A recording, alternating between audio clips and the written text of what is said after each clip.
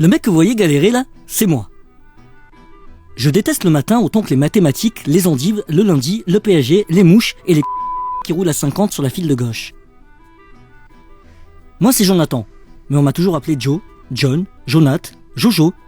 Un miracle que je ne sois pas schizo.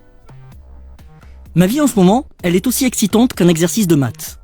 Ma passion du moment, passer mes journées à penser à mon ex, ressasser le passé, chercher à comprendre l'incompréhensible.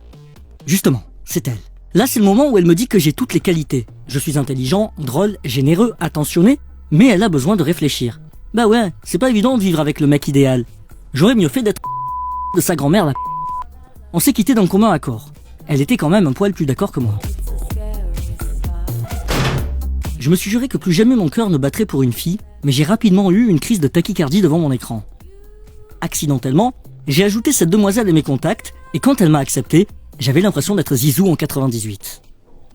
Je l'imagine en train de me dire oui à l'église, en train de bercer mes enfants. Oui, je sais, on s'emballe vite dans la famille.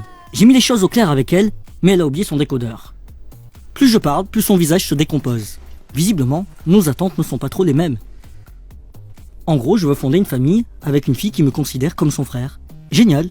En tant que gentleman et homme civilisé, j'accepte son choix avec le sourire. Elle aussi.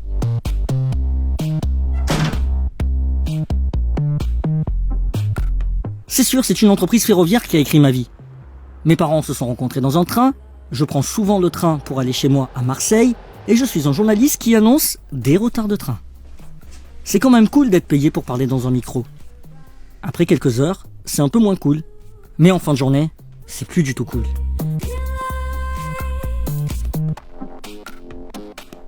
Voici ma voiture de sport. J'ai endetté mes 6 futures générations pour cet aspirateur à gonzesse. Et en fait, je n'aspire que les radars. J'ai souvent pensé que le meilleur synonyme de la vie était injustice. Pour toutes ces fois où je me suis demandé pourquoi moi, pourquoi pas eux.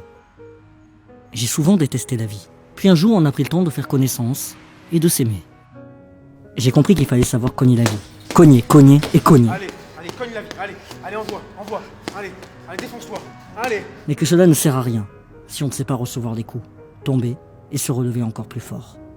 Allez, vas-y, cogne, allez. Bonjour, je m'appelle Jonathan.